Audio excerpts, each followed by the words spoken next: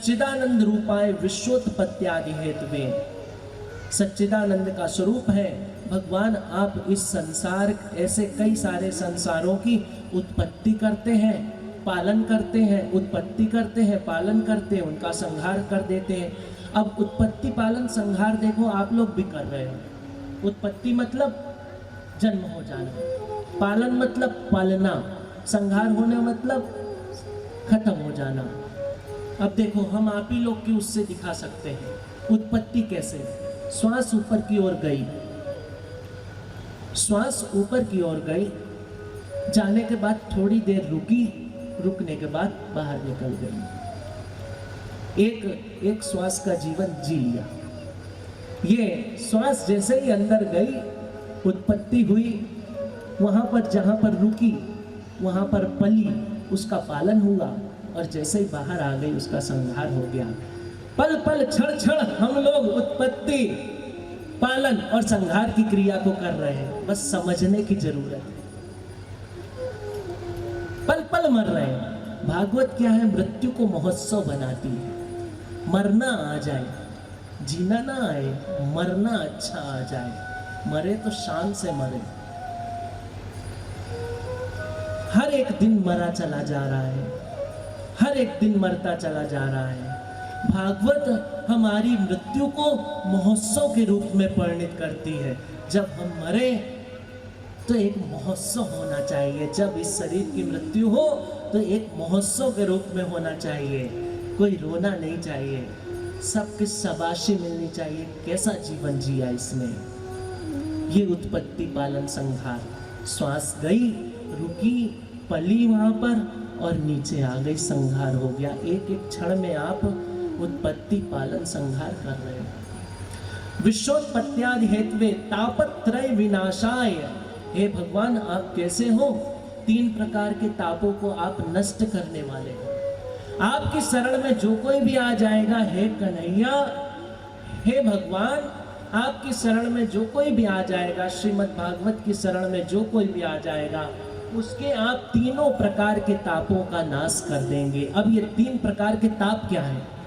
देखो आपको बड़े आसानी से सुनना पड़ेगा। एक बार आपको समझ में आ गई तो आप खुद ही अपने दुखों की निवृत्ति कर सकते हो, दुखों को दूर हटा सकते हो। किसी बाबा जी के पास जाने की जरूरत नहीं। बाबा जी के हाथ जोड़ो, बाबा जी हमको दुख दूर कर दो। और किसी महाराज जी के पास गए भी तो वो तुमको यही बताएं कि तापत्रय विनाशाय, भगवान श्री कृष्ण की शरण ग्रहण करो, अथवा मेरी नहीं अपनी खुद की कराने लगे तो हट जाओ वहां से, और भगवान से जोड़ने लगे तो वहां पर लग जाओ। कैसे दुखों को दूर किया जाए? अगर हम किन्हीं संत से पूछते हैं, अगर वो तुमको अपनी भक्ति में लगाने लगे, अपनी सेवा में लगाने लगे, हट जाओ वहां से। हाँ, वृद्ध हो तो कोई बात नहीं, अगर वो कर सकने लायक हो तो वो करें। तुमको अपनी सेवा में लगाए, अपने को भगवान बता दे, अपने को सब कुछ बताने लगे तो वहां से नर्मदे हर करके निकल जाओ। और यदि तुमको भगवान में जोड़ दें और तुमको भगवान की शरण ग्रहण करा दें तो वहां बने रहो। तापत्रय विनाशाय श्री कृष्णाय वंदमान। कैसे भगवान? आप 3 प्रकार का तो ताप नाश करते हो। आधिदैविक, आधिदैविक पहला ताप है। दैविक, यह आध्यात्मिक ताप है। और इसमें 3 प्रकार के ताप आ जाते हैं, आध्यात्मिक, शारीरिक और मानसिक। आध्यात्मिक ताप, अरे भगवान की भक्ति करने वालों को भी कष्ट सहन करना पड़ता है, आपको पता है। आवाज आ रही है मेरी पीछे तक आ रही आवाज, हर हर। अगर समझ में आ रहा हो तो जोर से नर्मदे हर बोल दो तो मैं चालू हो जाऊं, नहीं तो धीरे से निकल जाओ इस वाले विषय से। हर हर हर हर।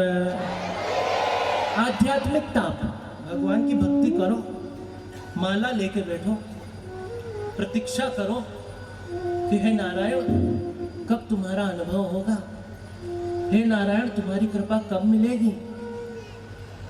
हे नारायण, बहुत दिन बीत गए, इस संसार में भेज तो दिया है, प्रभु तिनके करे सदा रखवारी, जिमि बालक राखई महतारी। ये सिद्धांत तो देते हो कि जो मेरी शरण में आएगा मैं उसकी रखवाली ऐसे करूंगा जैसे माँ अपने बच्चे को रखती है।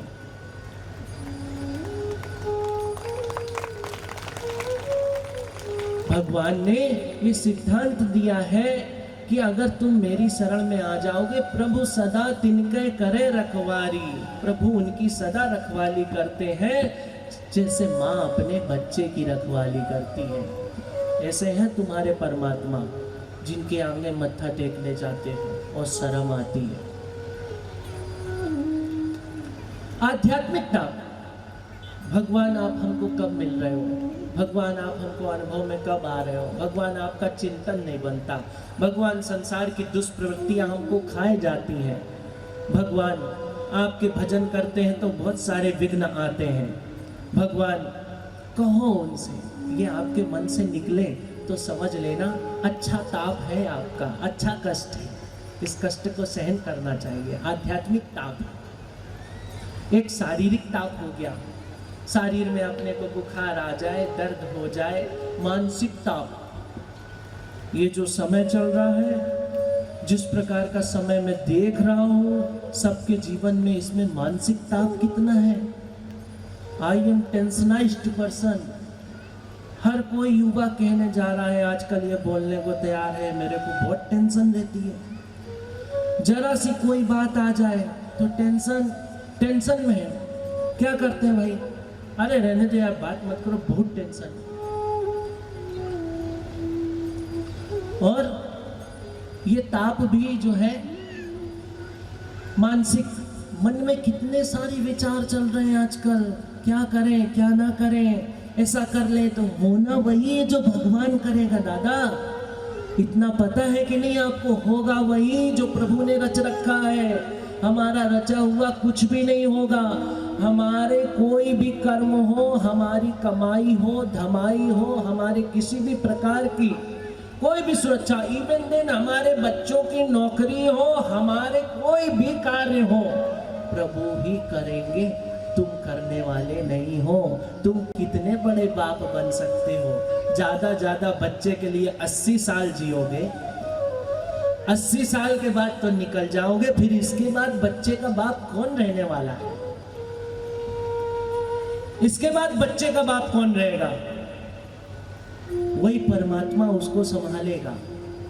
हम अपने इसी में लगे हुए, हम अपने बच्चों के लिए क्या जोड़ के चले जाएं, हम अपने बच्चे के लिए क्या कर दें, हम कुछ ना कर पाए, अपने बच्चों के लिए क्या तिजोरियां भर दें। पूत कपूत को क्या धन संचय, पूत सपूत को क्या धन संचय। पूत यदि कपूत निकला तो तुम्हारा जोड़ा हुआ भी उसको खत्म कर देगा, और पूत यदि सपूत हुआ तो जहां लात मारेगा वहां पानी निकालेगा। अपने बच्चों को संपत्ति से ज्यादा संस्कार दो, संस्कार दो उनको। बच्चों को छोटे से ही अभी जो ये मोबाइल पकड़ाने की परंपरा चालू कर दी है ना, ये आपके लिए घातक है, जिन्होंने पैदा किया है उनके लिए घातक है। यही डिप्रेशन का कारण बनेगा, अनिद्रा का शिकार होएगा। रात रात मोबाइल में लगे रहना ये अनिद्रा का कारण है, ये डिप्रेशन का कारण है। और सभी लोग इस परंपरा में बहते ही चले जा रहे हैं। ये जो एक परंपरा चली है रात में देर से सोने की, 2-2 बजे तक मोबाइल में लगे रहने की, सभी लोग इसी परंपरा में आ रहे हो। आगे जाके अपने जीवन के लिए बहुत घातक काम कर रहे हो, परेशान रहोगे, जी नहीं पाओगे, जिंदगी का आनंद नहीं ले पाओगे, भगवान का भजन तो कर ही नहीं पाओगे, क्योंकि चित्त वृत्तियां दूषित हो जाएंगी। भले दूषित ना हो, लेकिन एक तो आंख चली जाएगी, दूसरा अनिद्रा, अनिद्रा मतलब नींद नहीं आएगी, तीसरा जब आपको नींद नहीं आएगी, आपको पता है नींद एक औषधि है, नींद एक औषधि है। जिसको अच्छी नींद आती है ये समझो उसकी दवा है। ज्यादा सोना और ज्यादा जगना भी सेहत के लिए खराब है। नींद औषधि है, नींद एक दवा है, उसको दवा की तरीके से आने दो और चली जाने दो। कब आई और कब चली गई पता नहीं लगे। ज्यादा सोना भी बहुत बेकार है, भाग्य को मंद करता है। पड़े रहना भाग्य को मंद कर देता है, भाग्य के सारे द्वारों को बंद कर देता है, किसी प्रकार की जीवन में तरक्की भी नहीं होने देता है। हम खुद अपने कर्मों से परेशान हैं, कोई हमें कोई परेशान करने वाला नहीं। भगवान ने हमारे माथे पे नहीं लिखा है दुख। हमारे ऊपर तो उनकी बराबर से सबके ऊपर जैसी कृपा है वैसी कृपा हमारे ऊपर भी है। मानसिक ताप, इससे आप लोगों को बचना होगा। मानसिक ताप तभी मिटेगा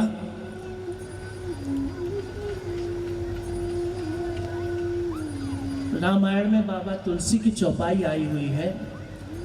वो कहते हैं कि बिनु हरि भजन न जाहि कलेशा।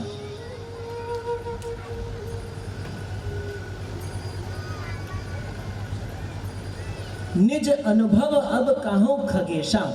काकभूषुंडी जी गरुण जी को बोल रहे हैं कि निज अनुभव, मैं अपना अनुभव कहता हूं गरुण जी, बिना हरि भजन के जीवन से कलेश जाने वाले नहीं है, नहीं है, नहीं है। गांठ बांध के रख लो, किन्हीं भी बाबा जी के पास घूम जाओ, किसी भी कुंडली दिखाने वाले के पास घूम जाओ, किसी भी तंत्र मंत्र के पास घूम जाओ, जाके कोई भी उपाय कर लो, कई नारियल छोड़ लो, कुछ भी कर लो, बिना हरि भजन के जिंदगी से क्लेश जाने वाला नहीं है। ये बात बिल्कुल सत्य है। केवल मूर्ख बनाया जा रहा है समाज में आज, केवल मूर्ख बनाया जा रहा है कि ऐसा कर लोगे तो यूं हो जाएगा। ये बिना हरि भजन के किसी भी जिंदगी से क्लेश नहीं जाएगा, नहीं जाएगा, नहीं जाएगा। हरि भजन करना ही पड़ेगा। ये बात आप लोग समझ लीजिए, और नहीं समझते तो आप अपने आप को छलवाने के लिए जा रहे हो। आपके पास कुछ ज्यादा धन हो रहा है तो वहां खर्च करने जा रहे हो। हरि भजन नहीं करोगे तो फिर किन्हीं ब्राह्मणों को लगा के अपना हरि भजन कराओगे। करना तो भजन ही है। पंडित जी हमारी पूजा करा दो, हम तो नहीं कर पाते। पंडित जी हमारी पूजा कराते, पंडित जी कराएंगे। भैया तुम नहीं करोगे तो तुम्हारी तरफ से हम कर देते। हर हर, समझ में नहीं आ रहा, हमें लगता आ रहा कि नहीं आ रहा। हर हर, और जोर से बोलेंगे हर हर।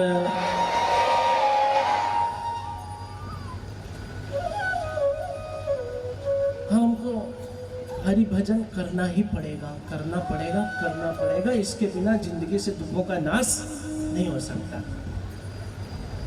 ये बात आप लोगों को समझ में आई कि नहीं आई? आपको माला रगड़नी पड़ेगी। इस जन्म नहीं रगड़ोगे, अगली जन्म रगड़नी पड़ेगी। और ये बात बिल्कुल फैक्ट है।